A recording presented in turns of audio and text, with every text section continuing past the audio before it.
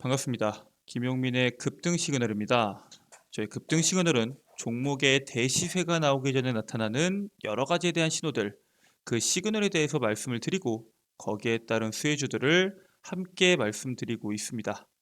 오늘도 영상 시청해 주셔서 정말 감사드리고요. 오늘 영상에서도 최신 이슈에 대한 분석과 거기에 따른 수혜주들을 자세하게 준비해 왔습니다. 영상 시청하시기 전에 영상 하단부에 있는 좋아요 버튼, 따봉 버튼 한 번씩 눌러주시면 감사드리겠고요. 아직 구독 버튼을 누르지 않으셨다면 구독 버튼 한 번씩 눌러주시면 정말 감사드리겠습니다. 저희 김용민의 급등 시그널에서는 이런 영상뿐만 아니라 개인 투자자들이라면 반드시 아셔야 되는 2023년도 핵심 산업 중에 하나인 이 로봇 섹터에 대한 자료집을 무료로 배포해드리고 있습니다.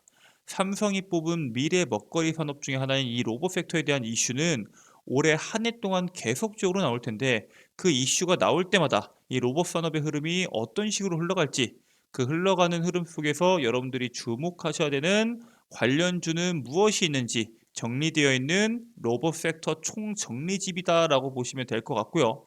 해당 리포트 다운받으신 이후에 여러분들께서 연구 소장하실 수 있다는 점 기억하시고 다운받으시길 바라겠습니다. 해당 리포트 다운받는 방법 같은 경우에는 영상을 처음부터 끝까지 집중하셔서 시청하시면 어떤 식으로 다운받을 수 있는지 알 수 있지 않을까 생각이 들고요. 그렇기 때문에 오늘 영상 집중하셔서 시청하시면 정말 감사하겠습니다. 바로 본 내용으로 넘어와서 최근에 시장에서 엄청난 상승률을 보여줬던 이 에코프로 에코프로를 놓쳤다면 여러분들이 2차 전지 쪽에서는 이 주식을 계속 사모으라고 말씀을 드립니다. 앞으로 20배 폭발적으로 성장하는 해당 산업의 이 주식 여러분들께 자세하게 말씀드려보도록 하겠습니다.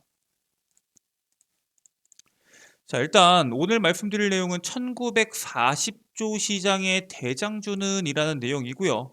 그 밑에는 이제 최신 이슈에 대해서 먼저 말씀을 드릴 텐데, 이번에 기사 나왔죠. BMW의 주요 경영진들이 다음 주에 삼성 SDI 헝가리 공장에 방문한다라는 내용이 나왔습니다. 이 BMW 같은 경우에는 삼성 SDI의 가장 큰 고객사 중에 하나이기 때문에 이번 방문을 통해서 어떠한 이야기가 나오냐가 앞으로 삼성 SDI에 얼마나 높은 실적을 낼 수 있는지 중요한 이슈로 작용할 수 있다는 점 먼저 말씀을 드리고요. 지금까지는 점유율을 잡진 않더라도 수익성 위주의 전략을 챙겼던 삼성 SDI가 올해부터는 공격적인 설비 확충을 진행을 하고 있습니다. 여기에 따라서 삼성 SDI가 어떠한 생각을 가지고 있는지, 그리고 그로 인해서 삼성 SDI가 갖고 갈 수 있는 수익이 얼마나 되는지까지 말씀을 드릴 겁니다. 자, 그리고 최근에 많이 상승이 나왔던 테슬라도 이번에 신형 자율주행 하드웨어 4.0 업그레이드가 준비가 완료되어야 되고 있다라는 이야기가 나왔습니다. 지금 이제 모델 X나 모델 3, 모델 Y에 들어가는 건 3.0인데 이 4.0이 개발되는 게 어떠한 의미를 갖고 있는지, 그리고 그로 인해서 주목받을 수 있는 종목군들이 뭐가 있는지 말씀을 드릴 거고요. 2030년 자율주행차 시장이 무려 1940조 시장으로 성장을 합니다. 사실 이 자동차 시장이 큰 만큼 그 자동차가 단순히 탈 것이 아니라 스마트카, 그 안에서 음악도 듣고 영화도 보고 게임도 하고 이런 다양한 엔터적인 요소도 적용할 수 있는 엄청나게 큰 캐파로 넘어가고 있는 현재 스마트카 시장인데, 그 속에서 우리들이 주목해야 되는 종목에 대해서 말씀을 드리도록 하겠습니다. 바로 일단 내용을 넘어가죠. 자, 움직이는 삼성 SDI라는 내용입니다. BMW 본사의 주요 경영진들이 다음 주 삼성 SDI 헝가리 괴드 공장에 방문 예정이다라는 기사가 어제자로 나왔고요. 이 삼성 SDI 헝가리 1공장과 2공장에서 제작되는 배터리 같은 경우에는 폭스바겐이나 BMW 등 완성차 업체들에게 납품이 되고 있는데, 그 중에서는 BMW가 가장 큰 고객사입니다. 그래서 이제 이재용 회장과 BMW 올리버 집세 회장이 뭐 만나가지고 어떠한 걸 진행한다, 이런 내용들의 기사가 자주 나왔죠. 당연히 삼성 SDI의 가장 최대 고객사가 BMW인 만큼 이재용 회장도 이 BMW 회장과 만나서 친목을 도모하는 부분도 있고요. 이 올리버 집스의 BMW 회장이 이번 삼성 SDI 헝가리 궤드 공장의 동행 가능성도 같이 제기가 되면서 헝가리에 이 BMW 전용 전기차 배터리 공장을 짓는 게 아니냐라는 방안이 지금 논의될 것으로 전망이 되고 있습니다. 근데 사실 여기서 삼성 SDI는 결정된 게 없다라는 말을 하긴 했지만 이미 삼성 SDI 내부에서는 BMW와의 3공장을 감마법인이라고 부릅니다. 이 그리스어로 세 번째 알파벳과 합작 법인이라는 뜻이거든요. 그래서 만약에 헝가리 이 합작 공장을 짓는다면은 이 기존의 1공장과 2공장 인근이 유력하게 검토가 되고 있고요. 투자 규모는 1조 원 이상이 될 것으로 전망된다라는 내용이 나오고 있습니다. 그리고 그 3공장에 생산될 예정인 배터리가 바로 6세대 원통형 배터리가 제작될 것이다 라는 전망이 같이 나오고 있거든요. 이번 그 BMW의 차세대 배터리로 들어갈 수 있다라는 기대감과 그리고 만약에 합작 공장이 설립이 된다면은 유럽에서의 첫 번째 합작 공장이 되는 거거든요. 현재 GM과도 합작 공장을 짓는다 이런 이야기가 나오고 있는 것도 있고 지금 미국에서 스텔란티스와도 같이 합작 공장을 진행을 했죠. 결과적으로는 두 번째 합작 공장이지만 지금부터는 유럽 합작 공장, GM과 합작 공장도 진행하게 된다면은 공격적으로 설비 확충을 진행할 확률이 상당히 높다. 즉 지금까지는 고마진으로 기술력을 끌어올리는 단계에 있었다고 하면은 이제부터는 생산량을 늘려서 수익률을 극대화하겠다라고 우리가 해석해 볼 수 있는 상황이다라고 먼저 말씀을 드립니다.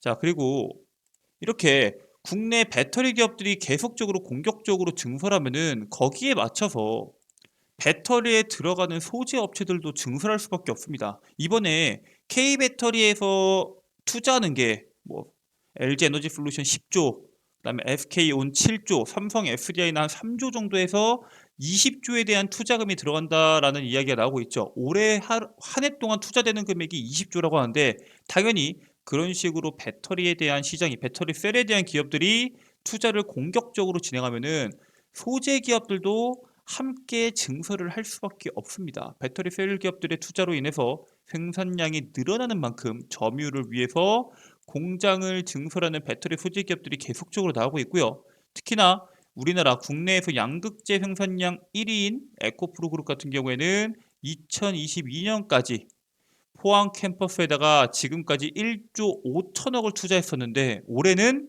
1조 7천억을 추가로 투입을 해서 3조 2천억이 투입되는 대규모 프로젝트를 진행하려고 준비를 하고 있습니다.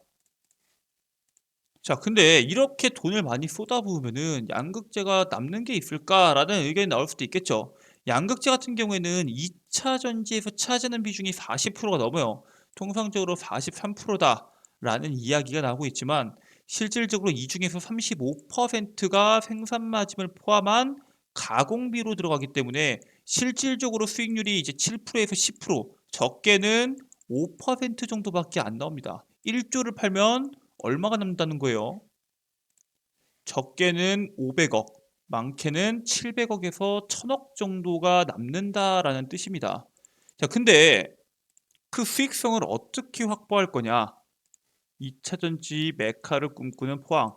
일단 에코프로 그룹이나 포스코케미칼 같은 경우에는 저렴한 용지와 수입 물류 절감 효과 그리고 지역 대학 우수한 인재 등 수익성 확보를 위해서 포항 쪽에다가 공장을 상당히 많이 짓고 있습니다. 그래서 실질적으로 에코프로 그룹과 포스코케미칼 같은 경우에는 포항 투자를 현재 진행을 하고 있고요. 이게 작년까지만 하더라도 지난해 같은 경우에는 원료 가격도 상당히 많이 상승했죠. 원달러 환율에 대한 수혜도 상당히 많이 보면서 양극재 기업들이 평균적으로 7%에서 10% 수준으로 상당히 긍정적인 영업이익률이 나왔습니다. 근데 지금과 그때는 흐름이 상당히 많이 다르죠. 연말에 재고 조정도 있었고 원달러 환율이 급감을 합니다. 원료 가격도 당연히 하락세로 돌아서면서 지난 4분기에 5% 정도의 영업이익률이 나왔습니다. 그리고 지금이야 양극재가 상당히 부족하기 때문에 양극재를 생산해내는 기업들이 엄청나게 생산을 하면서 거기에 따른 판매량이 급증하고 있는 부분도 있죠. 만약에 향후에 양극재에 대한 공급난이 해소가 되게 된다면은 경쟁으로 인해서 뭐 우리는 얼마에 해줄게, 얼마에 해줄게 이런 단가 경쟁으로 인해서 영업이익률이 감소될 수 있는 우려도 분명히 있습니다. 즉 지금이야 5%에서 많게는 10%지만 나중에는 더 떨어질 수도 있는 거 아니냐라는 우려에 대한 목소리도 분명히 있다라는 점 먼저 우리가 인지를 해야 되고요. 앞으로는 원가에 대한 경쟁력이 없는 업체는 계속적으로 밀려나는 구조가 나올 것으로 전망이 됩니다. 물론 원가 경쟁력이 없는 업체들이 밀려나면서 또 어떠한 기업들이 과독점을 하면은 영업이익률이 올라갈 수 있는 그런 흐름이 나올 수도 있겠죠. 결과적으로 지금 같은 경우에는 공급난이 단기간에 해소되지는 않습니다. 그래서 에코프로비엔과 뭐 에코프로와 이런 양극재 기업들의 상승세가 상당히 무섭게 나오고 있는 게 맞아요. 근데 단기 과열의 우려는 분명히 있습니다. 지난 10일에 공매도 과열 종목으로 이 에코프로 BM이 공매도가 금지된 다음에 다시 공매도가 재개가 됐는데 여전히 강한 흐름을 보여주고 있고요. 지난 1일, 2월 1일부터 벌써 40%가 넘는 상승률을 보여줬습니다. 그래서 실제로 코스닥 시가총액 2위 기업인 이 셀트리온 헬스케어와 시총 격차가 벌써 4조 5천억 원을 넘어가게 벌어지고 있어요. 2023년도에 계속된 성장을 보여줄 산업은 맞습니다. 하지만 지금 당장 2월 한 반도 안 되는 시기 동안 40%가 넘게 상승을 보여준 만큼 단기 과열에 대한 우려는 분명히 있고요. 지금 시점에서는 전기차 산업 속 트렌드 기업의 흐름을 잘 봐야 됩니다. 즉 지금 테슬라에서 시작된 테슬라의 이제 판매량이 엄청나게 증가를 하면서 수요 둔화에 대한 우려가 사라지면서부터 2차전지 섹터의 실적이 더해지니까 엄청난 상승세가 나왔잖아요. 즉 테슬라가 어떠한 흐름으로 가는지 보는 게 상당히 중요한데 지금의 테슬라는 사실 예전의 테슬라와는 조금 다릅니다. 왜 그러냐면은 테슬라가 지난해 전기차 판매량이나 점유율 부분에서 비아디한테 밀리고 맙니다. 어쩔 수 없죠. 중국의 내수 시장이 워낙 큰 만큼 비아디 그리고 상하이 자동차 그리고 폭스바겐을 제외한 지리 자동차까지 상위 5개 기업 중에서 3개 기업이 중국 기업이 됩니다.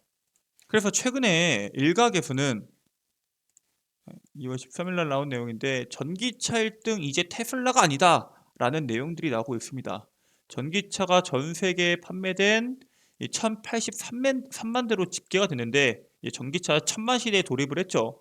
앞으로는 이보다 더 많은 자동차가 판매될 거라고 예상을 하고 있는데 일단 지난해 판매됐던 전기차 판매 상위 5개 중에서 3개가 중국 업체로 전기차 시장의 5분의 3을 차지하고 있는 중국 시장의 힘이 얼마나 강한지 우리가 보여주는 수치라고 우리가 볼 수 있고요. 이게 올해는 작년에 비해서 거의 40%에서 50% 성장한 1478만 대 정도를 판매하지 않을까라고 예측을 하고 있거든요. 테슬라가 처음에는 분명 시장을 주도한 게 맞습니다. 2018년, 19년, 20년 계속적으로 주도했던 게 맞는데 시간이 지나면서 사실 테슬라의 역사가 좀 짧죠. 소음이나 진동, 그러니까 자동차 고유적인 기술에서 한계가 조금씩 드러나고 있는 것도 우리가 어느 정도 주목해야 된다라고 말씀을 드리고요. 그러면은 테슬라가 이 모든 걸 뚫고서라도 정말 좋다라고 할 수 있을 정도로 새로운 강점이 부각될 필요가 있습니다. 자, 우리가 테슬라 하면 떠오르는 게 뭐가 있어요? 바로 자율주행이죠. 테슬라의 강점이라고 불렸던 이 자율주행, 특히 이 새로운 자율주행 하드웨어 4.0 업그레이드를 준비 중으로 조만간 이 하드웨어 4.0 신형 자율주행 하드웨어 칩셋 보드를 발표 예정이다라는 내용이 오늘 나왔습니다.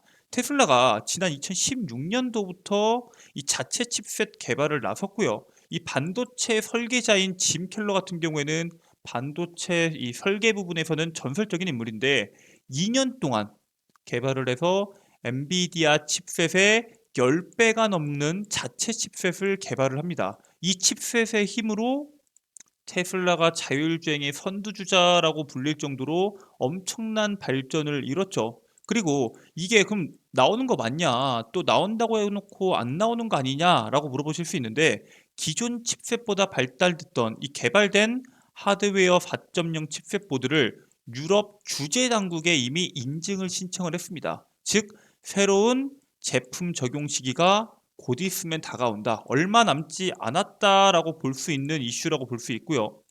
여기에서 나오는 이 기능 자체가 얼마나 좋게 나오냐가 앞으로의 테슬라의 이 가치를 좌지우지할 수 있는 상당히 중요한 이슈다라고 말씀을 드립니다. 왜냐면은 이미 굴욕을 한번 크게 당했죠. 지난 1월이죠. 지난달에 미국 소비자연맹이 발간하는 이 컨슈머 리포트에서 글로벌 자동차 브랜드 12개가 첨단 운전자 시스템, 이 자율주행을 점검을 했는데 테슬라가 7등을 합니다. 얘네가 2020년 GM의 슈퍼크루즈에 이은 2위 정도의 수준이었는데 그 이후에 3년이 지났는데 여기에 평가는 첫 출시 이후에 바뀐 점이 거의 없다. 즉 너희들은 현재 안주해 있다. 라는 내용이 나오고 있고요. 그로 인해서 올해 조사에서는 이제 포드가 1등, GM이 2등, 3위는 벤츠로 기존 완성차 기업들이 자율주행 부분에서 엄청나게 빠르게 치고 올라오고 있는 상황이다라고 보시면 될 것 같습니다. 심지어 테슬라의 자율주행 옵션 같은 경우에는 2천만 원으로 이렇게 비싼데도 불구하고 성능이 상당히 안 좋다라는 내용부터 해가지고 테슬라의 자율주행에 대한 비판적인 시선이 지금 최근에 뉴스로 상당히 많이 나왔죠. 그럼에도 불구하고 테슬라가 자율주행 쪽에서 힘을 못 낸다고 하더라도 다른 기업들이 치고 나오는 부분도 있고요. 이 자율주행의 시장 규모가 상당히 크기 때문에 자율주행 규모 같은 경우에는 지금 95조 정도에서 2030년도 7년 뒤까지 1940조로 거의 20배에 가까운 엄청난 성장을 보여줄 예정입니다. 여기다가는 이제 전기차와 함께 다가오는 스마트카의 핵심인 자율주행 부각이라고 말씀을 드렸는데 사실상 전기차와 함께 다가오는 스마트카가 아니죠. 스마트카가 전기차가 됐습니다. 스마트카와 전기차를 떼놓을 수는 없고요. 결국에는 이 자율주행 시장 발전을 주도하는 기업을 13개 정도를 선정을 했는데 그 안에 현대, 기아 여기 우리나라 국내 두 기업을 포함해서 뭐 알파벳, 앱티브 아니면 유럽 자동차들 뭐 벤츠나 폭스바겐이나 BMW나 이런 기업들 아니면 일본 완성차 기업들 뭐 도요타나 뭐 이런 기업들 있죠. 기업 등 13개의 기업들이 앞으로 중점적으로 중심에 서서 개발이 진행될 것이다 라는 내용이 현재 시장에 나와 있고요. 그리고 앞으로는 완벽한 이 승용차에 대한 완전 자율주행보다는 부분적인 구간에 대한 자율주행을 통해서 데이터 확보를 통한 기술 발전이 진행이 될 것이다. 그렇기 때문에 거기에 따른 주목이 필요하다라는 내용이 나오고 있습니다. 이게 무슨 뜻이냐면은 모든 자동차들을 전부 다 자율주행을 넣어서 그 복잡한 회로를 뚫고 들어가기가 쉽지 않잖아요. 그렇기 때문에 특정 구간만 움직이는 이런 무인 택시, 무인 버스와 같은 상업용 자율주행차를 먼저 개발을 해서 그로 인한 데이터를 충분히 쌓고 그로 인한 수익을 충분히 올린 상태에서 상용화가 진행되지 않을까라는 시선이 나오고 있고요.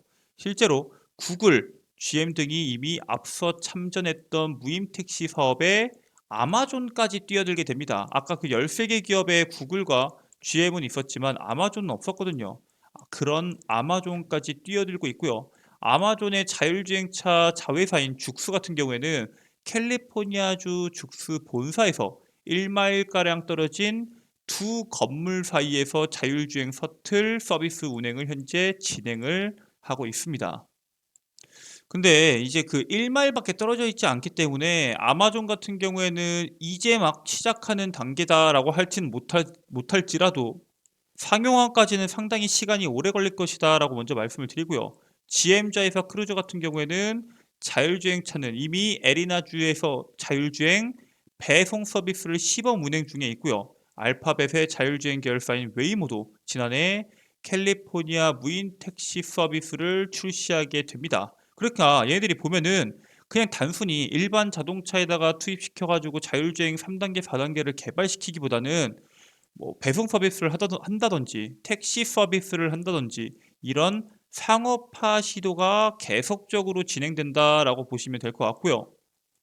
사실 우리나라도 이런 상용화를 진행하려고 도전하고 있는 기업들과 만나서 어떤 식으로 이 자율주행 산업이 흘러가고 자율주행 규제에 대한 내용들을 잘 들어볼 필요가 있는데, 최근에 이 원희룡 국토부 장관님이 이 모셔널 CEO와 면담을 진행하게 됩니다. 지난 9일 자율주행 상용화를 위해서 모셔널 CEO와 만난 원희룡 장관이라는 내용이 있죠. 아니 근데 이 모셔널 CEO는 뭐 하는 곳이냐? 이 모셔널 CEO 같은 경우에는 미국 자율주행 관련 개발 회사인 아까 말했던 그 13개 기업 중에 하나인 이 앱티브입니다. 앱티브와 그리고 현대차의 합작 회사인 이름이 이제 모셔널이라고 여러분들이 아시면 될 것 같고요. 그 모셔널이 이번 CES에서 자율주행 관련된 부스를 차렸는데 그 사무소에 원희룡 장관이 방문을 했었습니다. 그 이후에 이번이 두 번째 만남이었는데 자율주행 관련 규제 현황과 국제협력 방안 등을 논의하고 진행을 했고요. 이 모셔널 같은 경우에는 미국 라스베이거스를 중심으로 아이오닉 5 기반의 호출형 자율주행 택시 서비스를 일반인에게 시범 제공을 하고 있습니다. 그리고 이를 올해 안에 상용화를 목표로 하고 있고요. 이 전기차와 함께 스마트카 시대가 다가오고 있는 만큼 그 속에서 핵심 산업 중에 하나인 이 자율주행에 투자하는 기업들의 움직임을 우리가 반드시 주목해 볼 필요가 있다라고 말씀을 드립니다. 자, 그러면은 자율주행의 시장 규모 큰 거 알겠고 모든 기업들이 다 뛰어들고 있는 거 알겠는데 그중에서 우리가 뭘 봐야 되냐? 오늘 제가 어떠한 종목을 봐야 되는지 두 종목을 준비해 왔습니다. 첫 번째는 LG 이노텍입니다. 아니 테슬라 아까 7등이라고 하지 않았냐? 근데 이 테슬라와 지금 LG 이노텍이 지난해 12월에 1조 5천억 규모의 카메라 모듈 수주를 성공을 했고요. 이게 2025년도부터 본격화될 자율주행 차량 양산과 카메라 수요 확대에 따른 실적이 엄청나게 기대되는 기업 중에 하나입니다. 무엇보다도 테슬라 자율주행 하드웨어 4.0 업그레이드 이 새로운 제품의 적용 시기가 얼마 남지 않았기 때문에 시장에서 테슬라 자율주행과 관련된 종목군들이 주목을 받아서 주가의 상승을 나오게 만들 수 있는 그러한 호재를 갖고 있는 종목 중에 하나다라고 보시면 될 것 같고요. 두 번째 종목은 KC입니다. KC 같은 경우에는 테슬라로부터 자체 저전력, 금속 산화물, 반도체 전개, 트랜지스터가 적용된 터치 스크린을 승인을 받았습니다. 쉽게 말해서 자율주행차에서 기본적인 터치 스크린 같은 경우에는 핵심 반도체인 이 디지털 콕핏이거든요. 이거는 앞으로 운전자랑 차량이랑 소통하는 데 있어서 상당히 중요한 역할을 하고 있기 때문에 거기에 따른 수혜가 기대가 되는 종목 중에 하나고요. 최근에는 뭐 AI랑도 같이 엮여서 움직였는데 자율주행 테슬라와 엮여 있는 만큼 마찬가지입니다. 이 친구도 테슬라 자율주행 하드웨어 4.0 업그레이드 개발이 발표된 이후에 시장에서 관련주로 부각이 될 수 있다는 기대감을 갖고 있는 종목이어서 해당 종목 두 가지를 여러분들께서 눈여겨보셔야 된다라고 말씀을 드리겠습니다. 자, 이렇게 앞으로 급격하게 커질 자율주행 시장, 그 속에서 이제 얼마 남지 않은 테슬라 이슈로 인해서 주목받을 수 있는 종목군들 여러분들께 말씀을 드렸는데, 나는 자율주행도 좋지만 아까 말했던 이 로봇 섹터에 대한 산업 리포트도 확인하고 싶다 하시는 분들은 지금부터 집중하시면 됩니다. 여러분들 핸드폰에 보시면은 구글 플레이 스토어가 있을 겁니다. 이 구글 플레이 스토어 검색창에다가 김용민의 급등 시그널을 검색하시게 되시면은 어플리케이션이 나오게 됩니다. 이 밑에 유사하게 무슨 시그널 여러 가지가 있는데 잘못 누르시면은 여러분들 광고 전화, 광고 전화랑 광고 문자가 엄청나게 많이 올 수도 있습니다. 김용민의 급등 시그널만 제가 직접 운영한 채널이고요. 해당 어플리케이션 클릭 후에 설치하기 파일을 누르셔서 설치하시면 됩니다. 그럼 김용민의 급등 시그널은 광고 전화 나오냐? 안 옵니다. 왜냐하면은 여러분들의 개인정보, 전화번호를 적지 않아요. 전화번호를 적지 않기 때문에 광고 전화, 광고 문자 갈 수가 없고요. 그냥 이 김용민의 급등 시그널 확인하시고 설치하신 후에 들어오셔서 어플리케이션 이용하시면 됩니다. 설치 당연히 100% 무료고요. 설치 후에 어플리케이션이 이렇게 나올 겁니다. 상단부에 보면은 급등 추천주라고 적혀 있고요. 급등 추천주 세 번째 줄에 공지사항으로 상반기 로봇 섹터 총정리라고 적혀 있을 겁니다.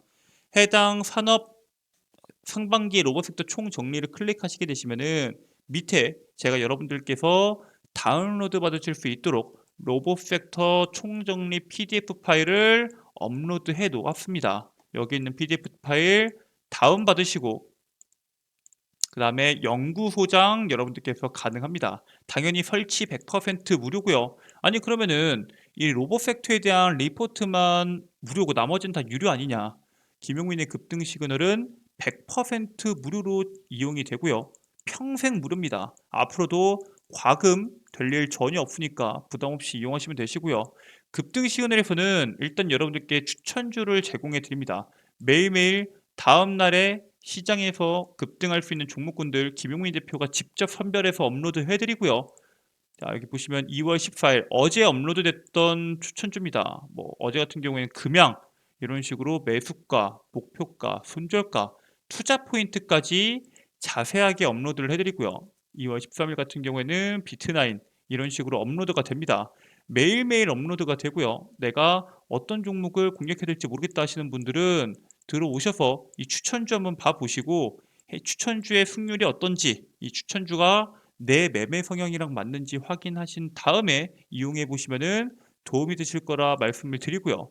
장전 급등 뉴스는 이거 뉴스 아니냐? 맞습니다. 뉴스인데 그 뉴스와 관련된 종목군들까지 어떤 종목이 있는지 여러분들께 자세하게 업로드를 해드리고 있습니다. 오늘장의 시장에서 주목받아야 되는 뉴스들, 그 뉴스에 따른 관련주가 뭐가 있는지 전부 다 업로드 해드리고요. 매일매일 8시 30분 이전에 업로드가 됩니다. 8시 20분, 8시 10분, 8시가 될지 모르겠지만 매일매일 8시 30분 이전에 업로드 되니까 장 시작 전에 들어오셔서 무슨 이슈가 있는지 어떠한 종목이 거기에 따른 관련주인지 꼭 확인하시길 바라겠고요. 그럼 급등주 완벽 분석은 뭐냐? 매일매일 시장에서 나오는 강한 이슈들, 그 강한 이슈들에 왜 이러한 이슈가 나왔는지, 그 이슈들과 관련된 종목은 뭐가 있는지, 이 종목은 왜 이 이슈에 관련주로 편입이 됐는지 정리해서 업로드가 됩니다.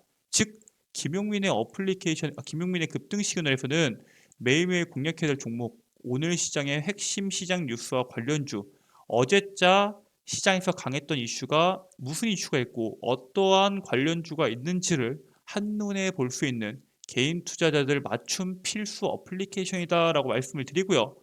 100% 무료로 운영되는 만큼 여러분들께서 부담 없이 들어오셔서 해당 어플리케이션 이용하셔서 앞으로 시장에서 성공적인 투자하시길 바라겠습니다. 오늘 준비한 내용은 여기까지입니다. 오늘 영상도 끝까지 시청해 주셔서 감사드리고요. 영상 종료 전에 영상 하단부에 있는 좋아요 버튼, 따봉 버튼 한 번씩 눌러주시고요. 아직 구독 버튼 누르지 않았다면 구독 버튼 한 번씩 눌러주시면 정말 감사드리겠습니다. 저는 내일 최신 이슈에 대한 분석과 거기에 따른 수혜주로 다시 돌아오도록 하겠습니다. 끝까지 시청해 주셔서 감사합니다.